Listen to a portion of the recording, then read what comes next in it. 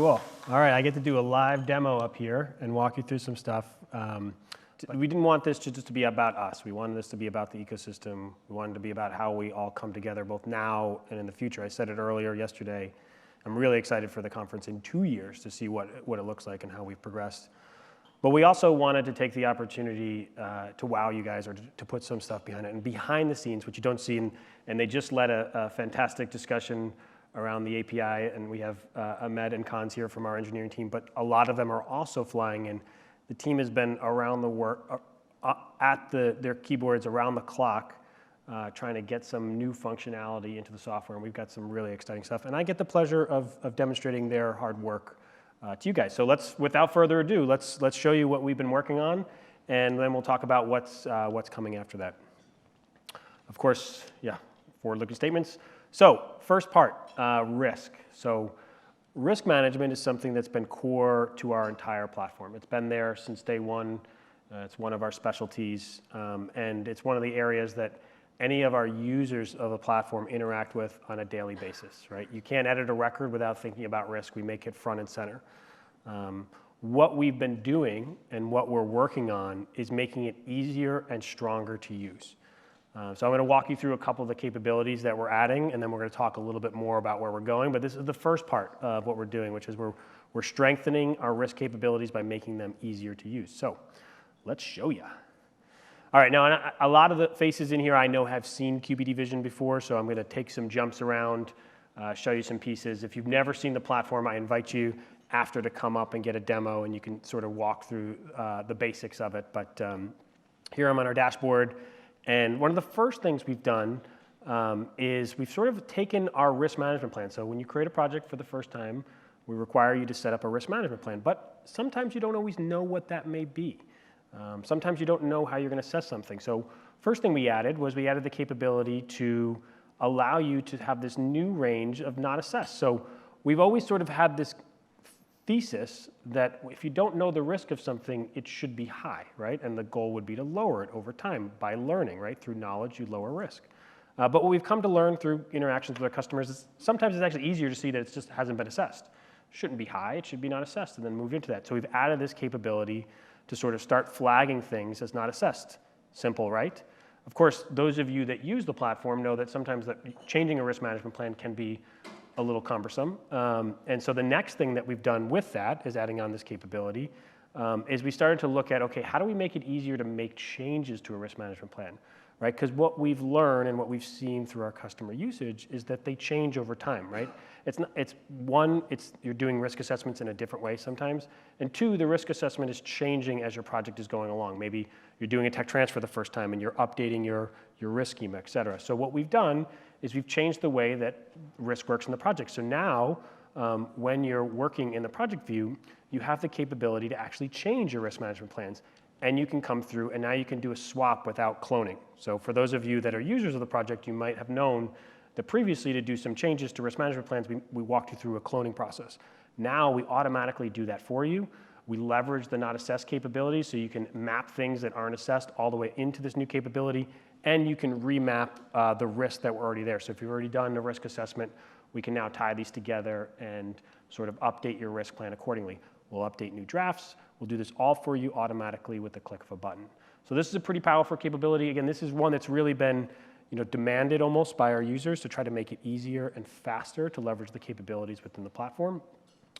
We also changed the way you can upgrade a risk management plan. So previously, if you wanted to make changes to it, you can update the description, but if you wanted to add a new structure, go from a 5x5 to a 4x4, we required you to swap.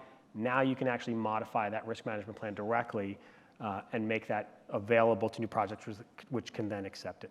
So some new capabilities around sort of the core fundamentals of the platform around risk management plans. The second part in here that we've added is some more description around risk. So those of you that use the platform know that risk is a core way that we link knowledge together, right? We set up, so here I've got my upstream process for an aging case study. And so as you're working through, I'm working through my cell bank here, we're codifying the risk of the various pieces. So I'm looking at cell viability here. And you know that we sort of set these relationships together. So one of the pieces that we've added is what is the effect? So if we think about the graph the relationship between cause and effect.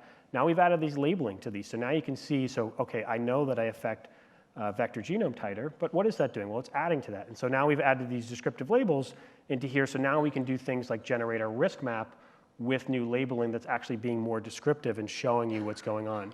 This works similar to our control strategy overlays, which we've released in our last release, but now we're adding the effect label overlays to help you see what's going on. And you can visualize this here in the risk map, or you could take it over to our risk tables and sort of look at this in a different way. So you can look at the actual scoring of it, so where is it critical, is it not critical, or you can look at the actual labeling of each one to get an understanding of what's happening with these different risks. Is it removing, is it clearing, is it adding, is it impacting, is it degrading? So new descriptive capabilities around our knowledge graph that helps you better understand the impacts of the risks that are going on. So that's risk. The next area, which is now we're getting a little bit more exciting, this is an area that we've been sort of talking about with our customers for a while about, and some of you guys have worked with us on this process, is the library.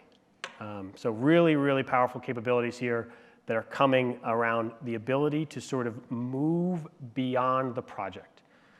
So we're talking now about reuse, reuse of materials, reuse of equipment, and there's some really, really powerful capabilities that these add on. So let's show. So one of the things you'll see in the system menu now is this new area called System Library. And the System Library now contains, we started with materials, and I'll tell you why in a little bit, but now you have a library of all the materials that you're using across your projects and processes. So you can see here we've preloaded this with some stuff in here, so I'm looking at a list of all the buffers that are loaded up in the platform. Now these are outside of the project context, so this is my global list of materials that I'm using here, and I've got all sorts of different buffers, I've got different media, et cetera, so you can sort of parse this out and build these out and sort of move it out to the system level. So what does that enable? So what's interesting here as I look at this buffer, so the first thing is, so we have a standard definition for this, right? That standard definition that's across product and process. More importantly, now from a materials management perspective, I can see where that's being used. So now we have the power to sort of look across and say, okay, where is this being used? So for example, if that material needs to change, right, let's say you get a vendor notification or something to that effect, you need to now understand where it's being used. Now we have that linkage, right? So the linkages now go not just within the project, but across projects. So I can see how and where things are being used, what unit operations they're in, and I can drill into that. And then further, what we're starting to do now is now we can define the specifications of that material as the material is made, right? So we think about this, if this were a vendor material, let's say I purchased this one from Millipore, and for those of you that have seen our product, you'll know this is what our material definition looks like today. We've just elevated it to the system level. But now you can see we've built out a specification for this material.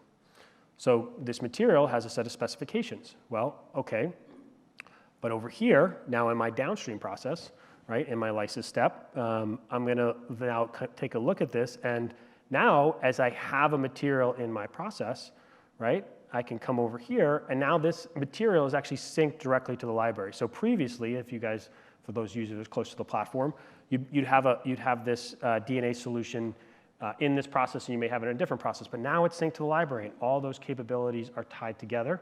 They're synced together, so as that material library updates, so does your project record, which gives you saves some time and energy, but also allows you to do really interesting things too.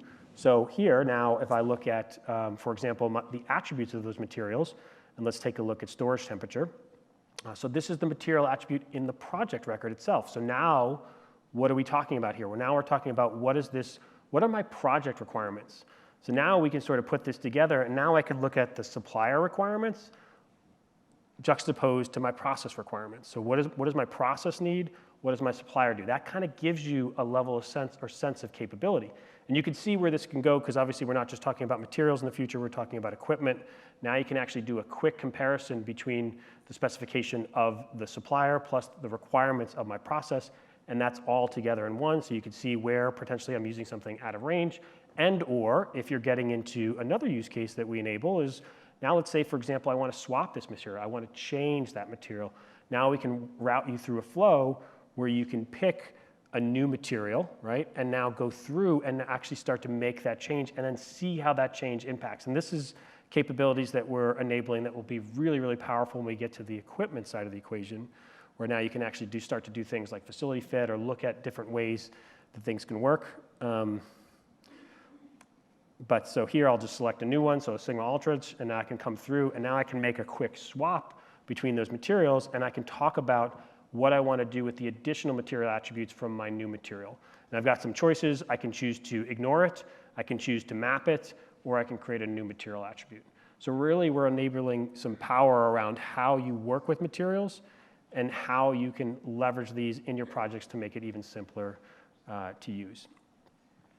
And of course, with this, you also have the ability to create them. So we have, you could simply come in and create a material from the library. So you have the ability just to pull them down. This makes creation a lot simpler. So if you want to just add a material, you're actually now picking from a list of materials. You can also do this from the library. But one of the other things, and you guys, if you were paying attention to Justin and Amol's presentation, you might have saw this. We've also added another capability in the concept of libraries, whereby you can now come in and you can now pick and import from different projects and processes. So this gets really powerful around templating unit operations. So for those that are building platform processes, right, that have those templated processes or putting together those golden definitions, now you can pull those in and you can come out and grab those, pull them into the project, and actually copy all those in with all the links in the process preserved. So this really decreases setup time and enables you to do templating of unit operations. It also, for those of you that are doing tech transfer in the platform, allows you to work in the same project. So you can do sort of a piecewise tech transfer. So if you're doing it unit operation at a time, as Yaska talked about in his presentation, where you're building one, upstream is done, but downstream is still going, and you're going unit operation at a time, you can now do this simpler, whereas before you had to actually copy over the whole process.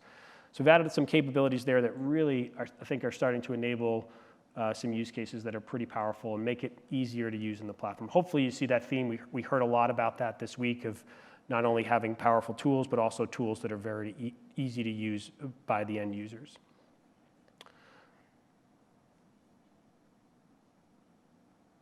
So consistency between teams, standardization. One of the things we didn't talk about here, we talked a little bit about taxonomy, or we heard a lot about taxonomy, we talked about ontology. This also enables standardizing naming conventions. So as you think about, as you get out towards the equipment level, right now you can actually start to normalize your names there. And as teams are picking materials, they're not naming it 17 different things based on how they want to set it up. Now they can pull it down, which simplifies how you name things, makes it easier, makes it simpler to manage records, and of course, increases your understanding of who your suppliers are and what the specifications are with respect to what you're using. In the library, so in this release, we're focusing on materials. We started with materials because we thought there was a very clear use case for this. We're coming around, we'll be making more improvements beyond this, but then we're coming right around to equipment right after, so you can imagine the same library that we're talking about for materials. That will be coming for equipment. So we'll be doing the same capabilities where now you can fully model your equipment. So you've got your bioreactor, you can actually pre-model all the settings of what the supplier supports. That, as I mentioned earlier, we're thinking about facility fit and doing transfers. Now you can compare, okay, this reactor is capable of X, my process needs Y, does that work, right? You can do those comparisons pretty quickly on the fly. And then finally, making that process, as I showed you before, was a copy operation. We'll generalize that even further to make it more robust to leverage. So we got some more great functionality coming in the library that we're very, very excited about. All right, now, this is the most fun part, I think, right? So when we think about the future of the platform, right, we heard a lot of folks say, we really want to leverage this tool as our process description, right? Or we want to have the living version of our process in here, right? The holy grail is to ditch the document. But the reality is that we probably can't, or we can't today. And we want to get there, and we want to enable the industry to get there. But what we know is important is that we have to help transition through that, right? And we heard in some of the presentations some of the pain points of going back and forth between documents, right? Copy, pasting, editing, et cetera. So that's one of the areas that we are really, really excited to show you guys, which is our new doc builder capability. So we're kind of changing the way that documents get generated. This is a capability we've always had, right? We've always talked about the ability to push a button and generate a document, but now we're bringing that to life even further with our document builder capability. So without further ado, let me show it to you. So the first thing you're going to notice, so here, let's say, for example, I'm looking at this upstream process or even this downstream process. If we think about it, this has got a lot of components to it, right? It's got the process parameters, I got my materials, I've got my unit operations, right? I've got all my intermediates. How do you get this into a form that people can understand, and how do you get this out of the system? We heard about A4, right? That's the medium, that's the letter size for a piece of paper, right? How do you transpose something that's so rich into something that's so narrow, right? That's a struggle that everyone has to deal with, at least today. And what we've done, if you notice over here, there's this new Documents tab that's just popped up in here. And as we're going through that, right, what do we see? So we see now we have the ability to create and tie documents into the projects themselves. So those of you that are adept in QbDVision know that there's always been a document section that's been there. It's always served a slightly different purpose. But now we're sort of merging those together, right? So now you can see that we have the ability to create documents live in the platform. So you can see here, we've got this downstream process description, right? And let's just see what it looks like. So now we have our document record, which we had before. Now previously this required just a PDF. It was just a place to capture knowledge that already existed. Well, one thing you could do here is now you can start to just organize the reports that maybe already exist, the existing knowledge that you've had. That's cool, but what if, and what we want to do is, what if we can give you a way to build that document, build that process description right in the platform? And that's what we've enabled. So here, when I look at this downstream process description, we have a template. Right now, we're starting with one, the process description, but we're going to have many, many more as we go forward. And here, you can see now we have here a template editor. So let's take a look at what this looks like. So now we have the ability to define this document right here. So you can see here, okay, this is the title. I can type in live. I can type in whatever I want into this document. As you can see here, you're starting to see like we're picking and choosing the variables within the platform that you can layer into here. So those of you that know our taxonomy and our structure, so every project's got a name, it's got a process. So we pulled those right in here with this easy to use widget where I can pull down and say, okay, well, let's say I want to add in the project, the lead or whomever, right? I just add those fields into my record. I can add some narrative text because we all know that exists, right? There's going to be free-form narrative text, but I can tie that into my record structure. Okay, that's pretty cool, right? And I can add images, I can add reports from the platform, so I've got my process flow map, I can pull that in, which is pretty powerful. But then, where it gets really, really interesting is now we can start to layer on some more capabilities. So for example, let's say my process over here looks like this, right? So I've got a bunch of unit operation, I've got some steps, right? This is what my process looks like, but how do I transform that into a table? How do I make that into something that's usable? So what we can do now is we've got these different widgets, as we call them, right? We've got repeaters. So I have the capability to actually come in here and say, okay, repeat each unit operation. For each unit operation, I want to show the description, right? Because you're leveraging the existing structured information that you have. Then I want to come in here, and we already have a step table, but I want to add a table of all my steps, right? So you just come in here, add a table, pick the steps, and I start to choose the fields that I want to put in here, and I can actually start to come in and say, okay, for each step I want to show, which we already have here, but I'll just show it here now, I want to show the name, right? And I want to show the description. And you could just tie these all together. And what this enables is the capability for you to come through and build out how you want this information to be reflected. So I can put together an equipment list with the supplier part numbers and my internal part numbers. I could put together my material lists. I could do things like we have a repeater element here. So I can, in this column, I just want to list out all the material attributes. So we're starting to make the creation of the Word documents, the templates that you guys have today that maybe quality or the COE develops, we can repeat those. And we've added filters. So for example, those of you that use the platform know that we have labels to acceptance criteria where you can define things like NOR, PAR, validation ranges. But how do you represent that in a report? Well, if you were exporting to Excel, you were probably aggregating together. But now we've given you the capability to aggregate by filters, put these all together, and make these elements live within the system. So as you can see here, the structure all comes together quite nicely. And we even have a referencing section. So one of the areas that we've seen consistently, and I'll just come through and regenerate this. Sorry, click the wrong button. what we've seen constantly is that all of the documents have scientific references, right? That's a pretty common thing. You guys upload source documents. So we have the way to sort of put that together, and this is all generated live right from the platform, right? So this document all comes together, and you can pull this right out, and we can push down the references. Now today we offer the ability, right now we're offering the ability to export a PDF, shortly Word, right? So if you don't like this document, you can take it even further and upload it from there. But as you can see, there's a ton of power in here. We're going to continue to add on with more formatting capabilities, more abilities to pull more and different data types in here, to connect it all together. So now you get a live doc that you can use. And of course, all of this is in a controlled environment. So I can come back here and I can actually route this document for approval. So if you wanted to, you can export it to Word and go stick it into Viva. Or if you want to, you can also take this document and propose it right in QbDVision. So you can have the living version that becomes locked now, right? It turns into a PDF. We do what the industry does. We lock it, we propose it, we send it out for review and approval, and we can ship it all up. But in here you get a live document. And oh, by the way, let's say you're in draft mode. As you're editing your records, right? As you're updating the sort of your process, right? These pull live back into here until you send it out for approval, in which case we lock it down. But you can actually make iterative changes to your different documents.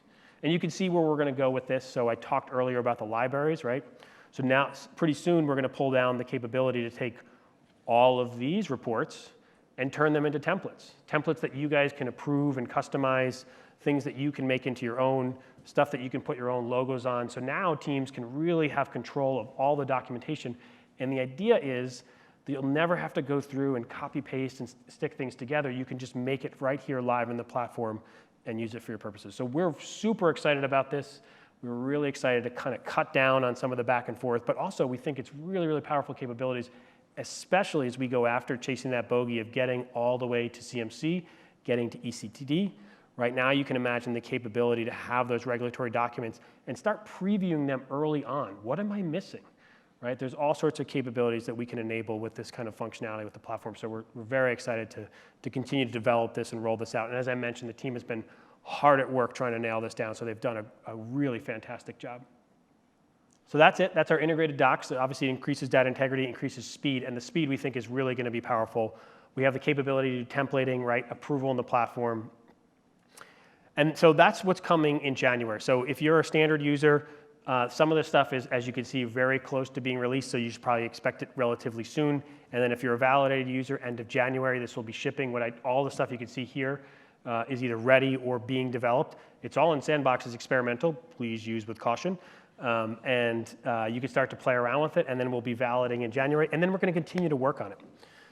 So, of course, one of the things I've heard from some of the folks here just talking about our platform is like one of the things we preach, we try very hard to listen to you guys. We try to hear what feedback you guys have, whether it's big ideas or little improvements. And I heard someone say to me the other day, well, the platform 2 years ago relative to now is wildly different. That's what we want. That's the experience we want you guys to have. We want to always be improving. We're obviously not stopping here. We've got a ton more of really fantastic ideas to push out, a lot of more innovations to develop. Yash is going to talk a little bit about it, but our team has grown quite significantly this year, so we're really starting to pick up velocity in all different angles. So we'll be doing a lot in this space. Some of it I've kind of hinted at. We'll be adding more libraries on, different library types. We'll be going after facility fit, mass balance, which is a popular concept that we've talked about, parallel processes, which was brought up before. Sample plans, right? So right now people are doing sampling with materials, formalizing that in the system, components, subcomponents, single-use technology, improving the way that we handle those. A lot of these things you can do today, but we're making them more first class. We'll be continuing to add to our risk capabilities, right? The rules of risk are making them smarter, making them more rule-based, especially as CASA, as Dan kind of talked about in his opening speech, as that evolves, we're starting to bring more capabilities into our risk management system. The influence, we'll be developing some new reports to visualize what I showed you earlier of how interactions are affecting things. We'll be talking about supply chain risk for materials. That's a big topic that's coming down as you think about your material suppliers. How do you risk assess those? And then, of course, core platform stuff. So search, restructuring our approval process. We have some cool stuff coming to make it easier to approve unit operations one at a time. I know that's been suggested by a few folks here. And we have some really, really exciting capabilities that we could almost demo around using AI and machine learning to extract information from batch records. So imagine we can just take a batch record, and I think you guys saw, those of you that attended the C of A conversations, right? You can see we can already read a C of A. We're getting pretty close to reading a batch record, right? We can pull information right off there and read the results, or even cooler, we can come and take a batch record and create a process right for it. So as you guys are doing those development batch records on paper, we can actually scan those in and create the process directly from them. So there's some exciting technologies that we're working with and bring towards the future, and we're really, really excited about where we're going. So with that, I'm going to turn it over to Yash, who's going to wrap up and conclude. I thank you guys for listening. If you have any questions, stop by and see.